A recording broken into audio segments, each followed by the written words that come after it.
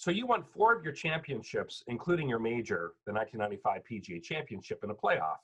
And you won 2 championships just by 1 stroke. So tell me a little bit about the role that practice played in performing well in these real pressure-packed situations. But practice in golf is a very repetitious sport. So in golf, when you learn any skill, there's a certain amount of a manual feel, and then there's a certain amount of an automatic feel. And of course, in a playoff, you may be thinking about whatever, but it's a very automatic feel, and you're focused on where you're going. So practice is probably the most important thing. You know what your swing feels like under pressure, and it's just about repeating that action. Is there a way to prepare mentally for the real ultimate pressure-packed situations you're going to face? It's like giving a speech, right? It's you give great speeches in your house, and then when you get in front of 10,000 or 1,000 people in a boardroom, it becomes more difficult. So you have to be organized. And in golf, everything has a start, a middle, and a finish. And I've always used those 3 drum beats. How do you start this shot? I walk in the same. I have my grip set. I have my aim set. What do I feel like when I make my swing? How does it feel to me? I think positions in your swing are very important, but it's also very important to know where you are all the time. Like I don't go over there. I know exactly where I am. And in business, you've got to stay where where you're comfortable. And then, of course, the way you end it is, for golf, it's easy. You feel balanced. You feel relaxed. You watch the shot. I'm not trying to overhit it. I'm not trying to underhit it. I'm trying to repeat it. Obviously, you've been a professional golfer for quite a while. Tell me a little bit about your practice routine and maybe how it's changed over the years, or maybe how it hasn't changed. Well, I like to practice. I split my practice into hitting shots on the range and then going to actually play holes. Growing up in a small town in Australia, we didn't have a driving range, so most of my time was spent playing golf. There was no phones, there was no videos to look at your swing, no launch monitors. So it's become better now. I mean, it's my son's a golfer, and we can immediately get feedback from some of the new technology that's out there available. I mean, all the tour players, I was speaking to 2 tour players yesterday that are working on their swings, and they don't have to rely on so much as a coach. They can get technology, and they can find out what their launch angle is, and they get them optimal, shots. So it's changed, but in golf, the result always tells you what you need to know. When you're practicing, are you working sort of on your pull game? Are you kind of looking at areas maybe where you need more help? Tell me a little bit about how you maybe prioritize your time and your activity. It's hard work to go practice your weakness in anything. I got a lot of enjoyment out of practicing my weakness, because I knew that if I could improve this I would go through spurts of my chipping, or I wanted to hit it. When you get really aggressive at golf, you finish up sometimes getting in the wrong spot around the greens. And if you can't hit the super little soft shot around the green, then why be so aggressive? So if you got both, then you're in business. So I would go practice a weakness. And then what gave me the most satisfaction sometimes, I may play the next week in a tournament, and I may not have played that great, but if I could have pulled off that one shot that was one of my weakest shots, then I knew I was on the track. I was on the right way, because down the road, if I just keep knitting this together, I'm going to find myself in a really aggressive mode somewhere, trying to win a tournament or trying to make a ton of money at the end of a tournament. And I can use all my skills, all my tools in a box. I remember to this day, 1986, Pebble Beach tournament out in California. We used to still play Cypress Point, one of the great courses of all of the world. And I started on the back 9, and Mr. Burke had taught me this. He said, look, let your wedge be the star. So I parred number 10, came to the 11. I hit a terrible 6-iron shot out to the right, but I found myself over the bunker. Now I had to come over a bunker to a very short pin that ran away from me. If I hit it a foot long, it's going to go down 40 feet away and possibly 3-putt for double. So I tricked myself and got myself excited about the walk, and I'd been practicing. I knew the steps that it took. It wasn't just willy-nilly. I had to set my feet here, the blade here. I took this couple practice swings, and I hit the most delicate shot that came straight up, landed, ran down like that. I walked up, tapped in, and that literally propelled me to a 66 that day. I still remember one of my rounds. It's like, I can do anything if I just done that. So what role did your coach play in this? How much did you depend on a coach? You mentioned your mentor a few times. Well, I grew up in Australia, as you know, and Alex Mercer was my coach, lifelong coach, still is. And I would call him and talk to him on the phone about my tendencies, and he knew my tendencies.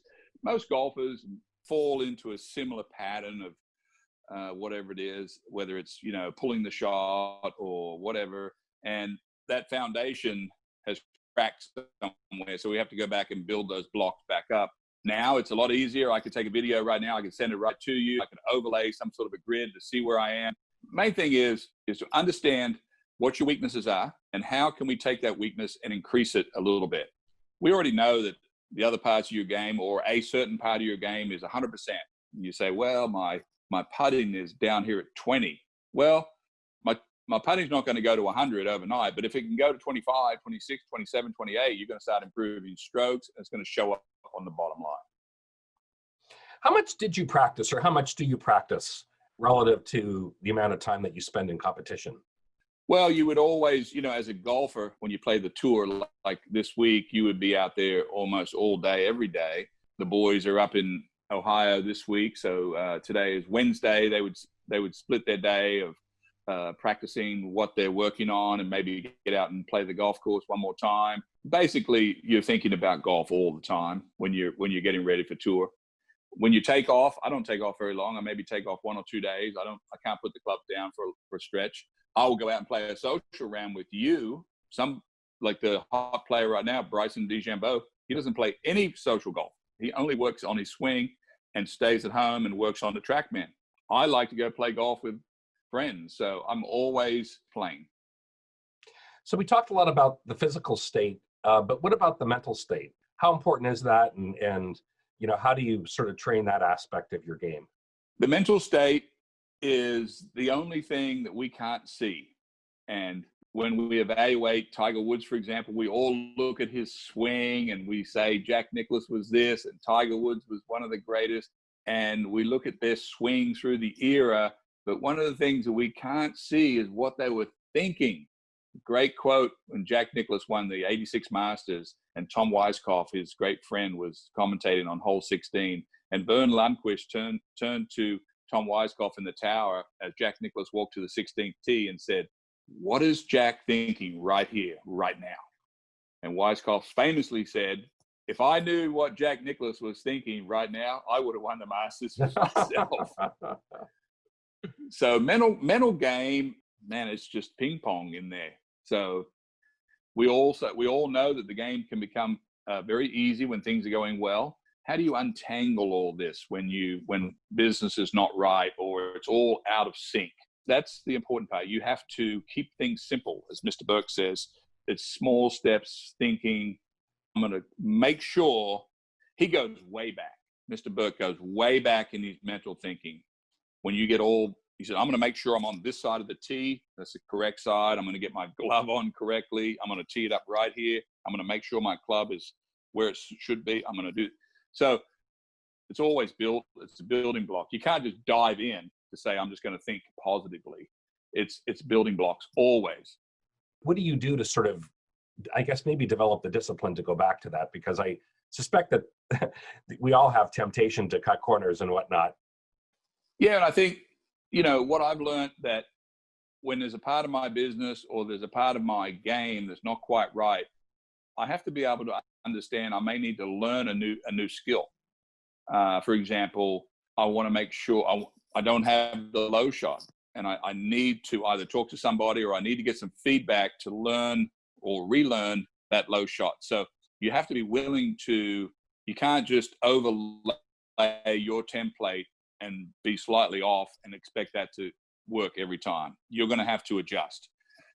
Golf is a big game of adjustments that ever was. Ben Hogan said, it's not the guy that plays good, it's the guy that manages all the mistakes. So it's always adjusting. It's always learning. I like to look everywhere and get little pieces of information. What about the role of just kind of rest and recharge? That's as important as anything.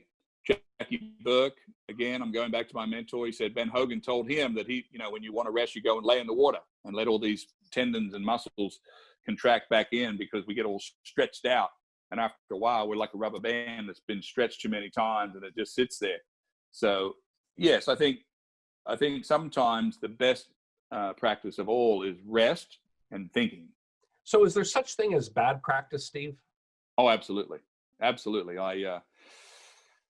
Yes, bad practice is skipping steps, playing too fast, playing too slow, not doing your full routine, not imagining shots, not reading putts correctly, get yourself completely out of rhythm. I'm not saying you go through your full routine every time, but absolutely there's a way to practice badly. Absolutely. So you've provided a tremendous amount of insight, a lot of parallels here that I think transition over to the business world, but could you just maybe take a step back and summarize maybe your top 2 or 3, Steve? Yeah, so I'm in business. I have a company called Secret Golf, which we have a lot of tour players, and we provide gamification for fans to watch the golf. And as I think about the parallel lines that come with being a tour player, successful tour player, and trying to be in business and trying to be successful at that, it's always about being organized for me. It's always about steps, conquering small steps, always about repetition of how I'm going to build this. Whatever I'm building, it's not just going to jump in there day one. It's going to take time to get it in there. And, enjoying the ride and building lures. I'm a big guy on having a toolbox. And in our case, if I need to go talk to a person about being great at social media, or I need to go talk to a person that's great about building a platform, I've got to get the most knowledge I can to build my company. And the same thing in golf. Be thoughtful, be respective, build, get tools to play.